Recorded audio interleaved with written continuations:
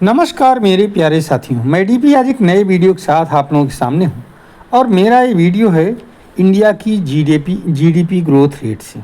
आपने इस पर कुछ समाचार सुना होगा, अगर नहीं सुना है तो कोई बात नहीं, अगर सुना है तो भी अच्छी बात है।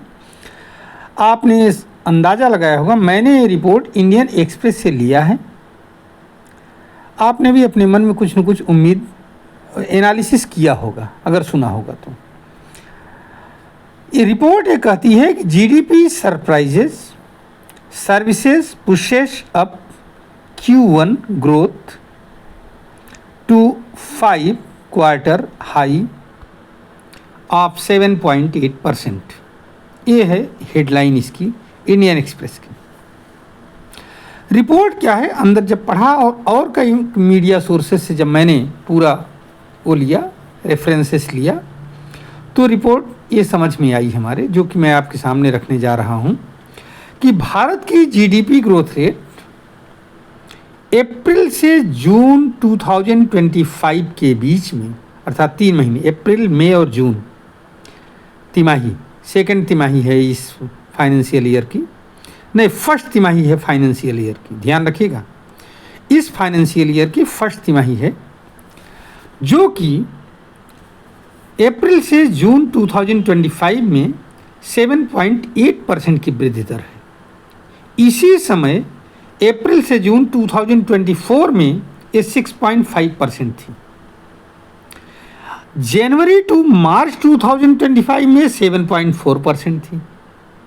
अब दोनों चीज़ ध्यान रखिएगा। इसका मतलब ये हुआ कि पिछले साल से ज़्यादा है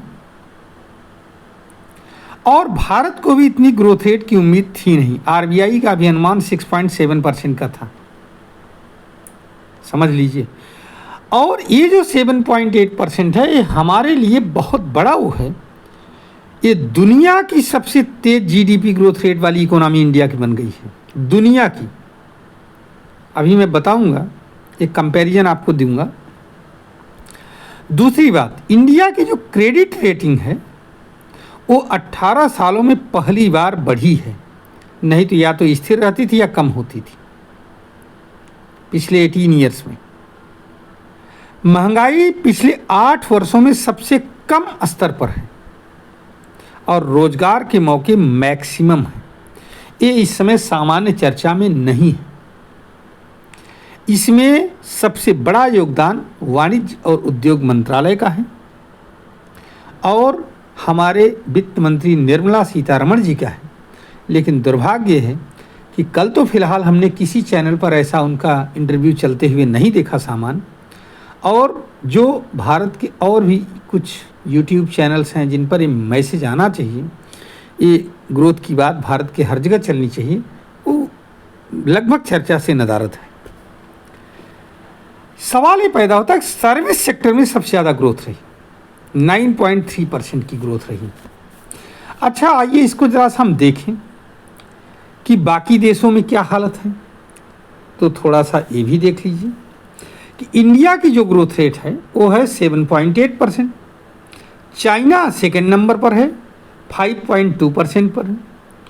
यूएसए थर्ड नंबर पर इंडोनेशिया है, 5.1%। फोर्थ नंबर पर यूएसए है, 2.1%। फिफ्थ नंबर पर जापान है, 1.2%।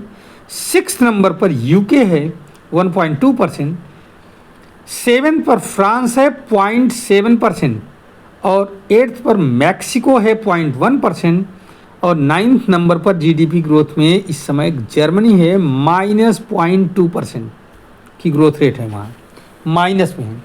मतलब यूरोप के कई कंट्री जो कि धनी कंट्री हैं, जिनकी पहले ग्रोथ रेट पॉजिटिव हुआ करती थी, अब वो माइनस में जा रही है। यूके की बड़े मुश्किल से पहुंची है 1.2%, बाकी सब 1% से भी नीचे है। ये आप ध्यान रखें। आइए ज़रा सा एक चीज़ और हम देखते हैं। हमारे इस समय विश्व में 3-4 संगठन हैं जिनको कि आप जानते होंगे। G7 है, 7 अमीर देशों का संगठन। यूरोपियन यूनियन है, इसमें यूरोप के 27 अमीर देश हैं।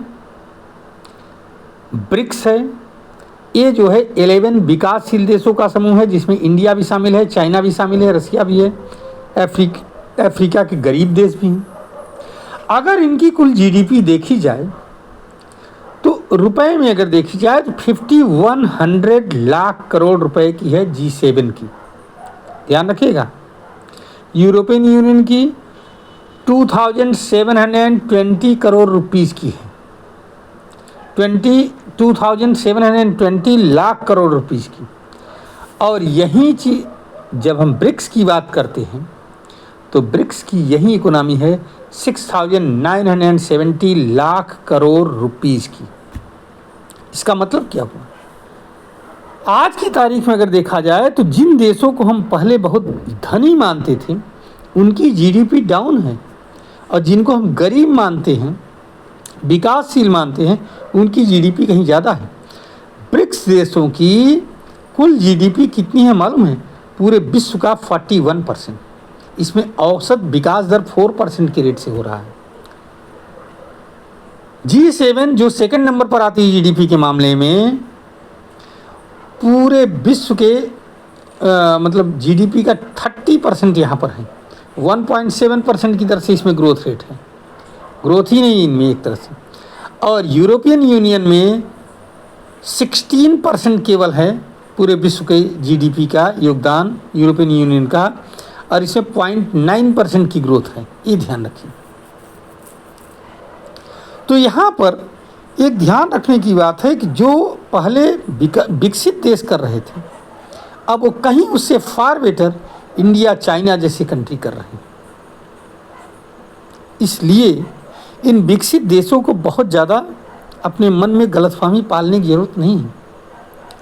आइए ज़रा सा इस समय कर्ज का लेवल भी देख लें। जब जीडीपी की बात चली है,